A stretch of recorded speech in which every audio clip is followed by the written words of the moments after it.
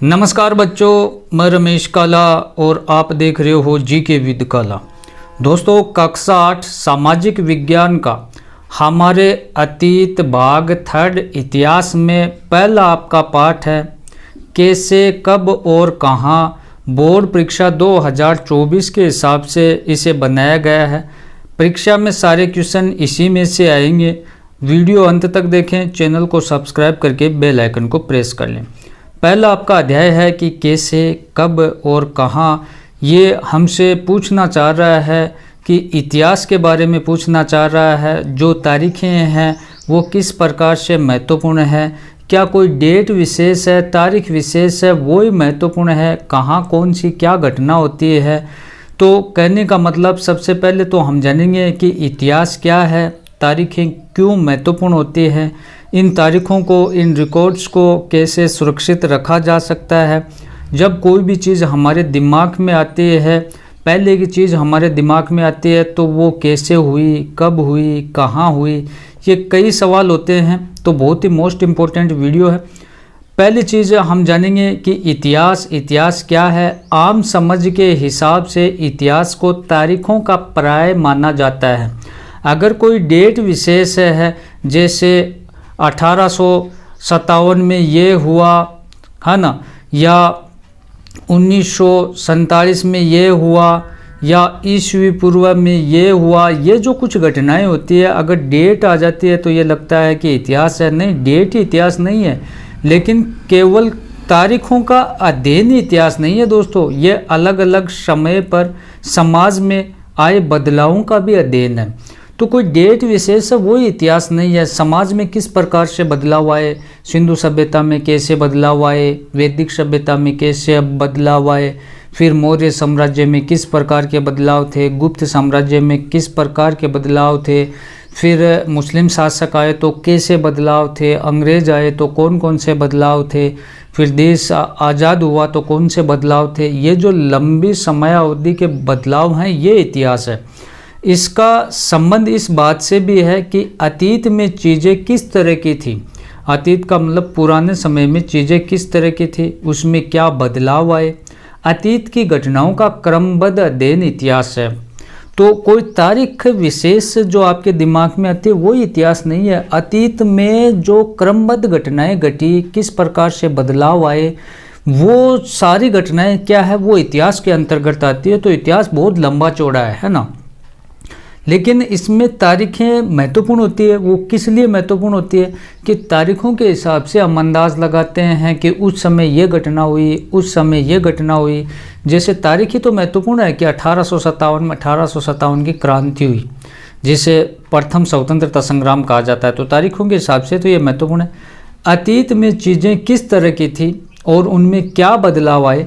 जैसे हम अतीत और वर्तमान की तुलना करते हैं, हम अब के समय की और पुराने टाइम की जब हम तुलना करते हैं तो वहाँ तारीखें महत्वपूर्ण होती हैं।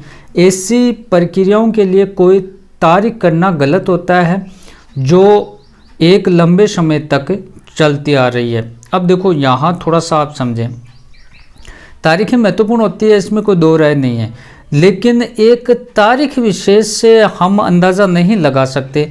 जैसे 1857 को मान लो कि आप कोई भी डेट मान लो कि 1 मई 1857 में और आज के दौर में क्या अंतर है। तो आज का दौर हम उस समय कंपेयर कर रहे हैं, तो एक डेट विशेष से हम अंदाज़ नहीं लगा सकते। हम तो फिर ये देखेंगे कि 18वीं सदी में, 19वीं सदी में किस प्रकार का समाज था, कौन कौन सी घटनाएं हुई। 21वीं सदी में फिर किस प्रकार के परिवर्तन हुए, वर्तमान में किस प्रकार के परिवर्तन चल रहे हैं। ये सारी चीज़ें क्या होती हैं कि हम एक लंबे समय तक जो प्रक्रिया चलती है उसके हिसाब से अंदाज़ा लगाते हैं।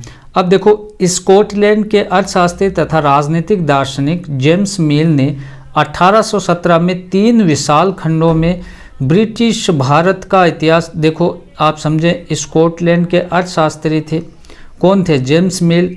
1857 में 3 कालखंडों में उन्होंने विभाजित किया था ब्रिटिश भारत का इतिहास।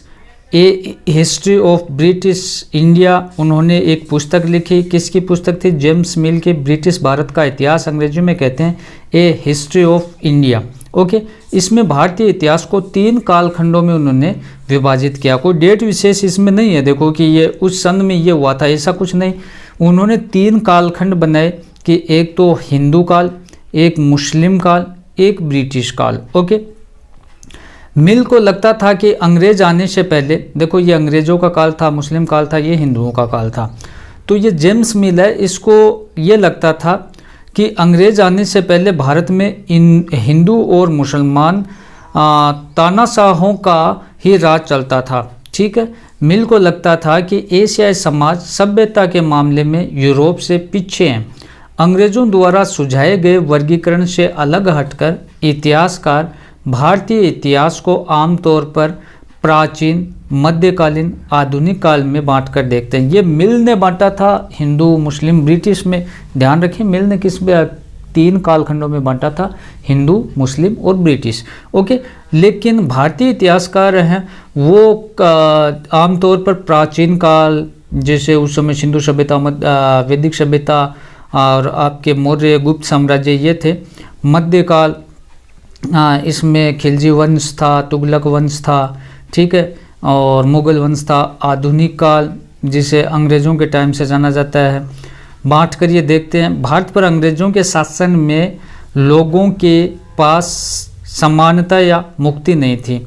इनका ये कहना था कि जब अंग्रेज़ों का शासन था तो समानता नहीं थी, मुक्ति नहीं थी, नए ये आर्थिक विकास और प्रगति का दौर था।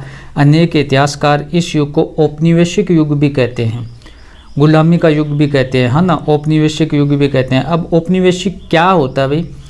तो अंग्रेज़ों ने हमारे देश को जीता और स्थानीय नवाबों और राजाओं को दबाकर अपना शासन स्थापित किया। उन्होंने अर्थव्यवस्था व समाज पर नियंत्रण स्थापित किया। अपने सारे खर्चों को निपटाने के लिए राजस्व वसूल किया। अंग्रेज़ों ने काफ़ी शोषण किया। ब्रिटिश शासन के कारण यहाँ की मूल्यों, मान्यताओं और पसंद नापसंद, रीति रिवाज, तौर तरीकों में बदलाव किए। जब एक देश दूसरे देश के दबदबे से इस तरह के राजनीतिक, आर्थिक, सामाजिक, सांस्कृतिक बदलाव आते हैं तो इस प्रक्रिया को औपनिवेशीकरण कहते हैं। तो इंग्लैंड ने, अंग्रेज़ों ने भारत में अपने अनुसार परिवर्तन किए, देश को गुलाम किया। यही क्या है? उपनिवेश है। ये सारे परिवर्तन क्या है? उपनिवेशीकरण है। अंग्रेजी शासन द्वारा तैयार किए गए सरकारी रिकॉर्ड इतिहासकारों के लिए एक प्रमुख स्रोत है। अंग्रेज़ों द्वारा तैयार किए गए सरकारी रिकॉर्ड इतिहासकारों का एक महत्वपूर्ण साधन भी माना जाता है। उन्होंने रिकॉर्ड तैयार करवाए। दोस्तों, अंग्रेज़ों की मान्यता थी कि चीज़ों का लिखना बहुत महत्वपूर्ण होता है। ये सही बात भी है। ऐसा करने के बाद चीज़ों का अच्छी तरह अध्ययन किया जा सकता है। अंग्रेज़ों को भी ये लगता था कि तमाम अहम दस्तावेज पत्रों को संभाल कर रखना जरूरी है। लिहाजा उन्होंने सभी शासकीय संस्थानों में अभिलेख कक्ष भी बनवाए थे। ठीक है, एक रिकॉर्ड रूम भी बनवाया था सभी संस्थाओं में। तहसील के दफ्तर, कलेक्ट्रेट, कमिश्नर के दफ्तर, प्रांतीय सचिवालय, कचहरी, सबके अपने रिकॉर्ड रूम होते थे जो रिकॉर्ड रखते थे। महत्वपूर्ण दस्तावेजों को बचाकर या बचाने के लिए अभिलेखागार और संग्रहालय जैसी संस्था भी बनाई गई थी उस समय। फिर देखिए आप, खुशन विषय या सुलेखन विषय, ये एक ऐसे लोग होते थे जो बहुत सुंदर ढंग से चीज़ें लिखते थे। ठीक है, सर्वेक्षण का बढ़ता महत्व है। औपनिवेशिक शासन के दौरान सर्वेक्षण का चलन भी बढ़ता गया। अनेक प्रकार के सर्वेक्षण किए जाने लगे। 19वीं सदी की शुरुआत तक पूरे देश का नक्शा तैयार करने के लिए बड़े बड़े सर्वेक्षण तैयार किए गए। तो देखो, सर्वे किए गए, ठीक है, और 19वीं सदी तक देश का रिकॉर्ड, देश का नक्शा तैयार करने के लिए कई सर्वेक्षण तैयार किए गए। जनगणना के जरिए भारत के सभी प्रांतों में रहने वालों की संख्या, उनकी जाति, इलाके, व्यवसाय के बारे में पता लगाया गया। ठीक है, सरकारी अधिकृत रिकॉर्ड से अन्य लोगों की अथवा जनता की सोच का पता नहीं चल पाता। इसके लिए लोगों की डायरिया, देखो इसमें क्या है कि सरकारी जो रिकॉर्ड होते हैं उसमें जनता की सोच का पता नहीं लग पाता, क्योंकि वहाँ मोटी मोटी चीज़ें पता लगा कर चले जाते हैं। आपका नाम क्या है, परिवार में कितने सदस्य हैं, क्या क्या करते हैं, ऐसा ही रिकॉर्ड हुआ। लेकिन जनता क्या सोच रही है इसका पता नहीं लगा पाए, तो इसके लिए लोगों की डायरिया, तीर्थयात्रियों और यात्रियों के संस्मरण, आत्मकथाएं, अखबार आदि उस समय महत्वपूर्ण थे। फिर आप देखें कुछ महत्वपूर्ण आपको मैं क्वेश्चन बता रहा हूं दोस्तों। प्लेलिस्ट बना रखी है, पूरी सामाजिक विज्ञान मिलेगी, पूरी विज्ञान मिलेगी, हिंदी मिलेगी और सब्जेक्ट भी मिलेगी कक्षा 8 के। तो आप चैनल को ज़रूर सब्सक्राइब कर लें। एक मेरा व्लॉग चैनल है, इस वीडियो के नीचे डिस्क्रिप्शन में उसका लिंक है, उस चैनल को भी आप ज़रूर सब्सक्राइब करें। भारत का प्रथम गवर्नर जनरल वारेन हेस्टिंग्स था, ये याद रखना आपको। भारत का अंतिम वायसराय लॉर्ड माउंटबेटन था। रॉबर्ट क्लाइव ने हिंदुस्तान के नक्शे तैयार करने का काम जेम्स रेनेल को सौंपा था। भारतीय इतिहास के प्रमुख स्रोत सरकारी दस्तावेज, अखबार की रिपोर्ट, यात्रियों के संस्मरण थे। जेम्स मिल ने भारतीय इतिहास को हिंदू, मुस्लिम, ईसाई 3 कालखंडों में बांटा था। कथन आपको बताना है, तो ये कथन गलत है, क्योंकि जेम्स मिल ने भारतीय इतिहास को हिंदू, मुस्लिम और ब्रिटिश इन 3 कालखंडों में बांटा था। ये ध्यान रखना है, आपको प्रश्न पूछा जा सकता है। सरकारी दस्तावेजों से हमें यह समझने में मदद मिलती है कि आम लोग क्या सोचते थे। नहीं, ये गलत बात है।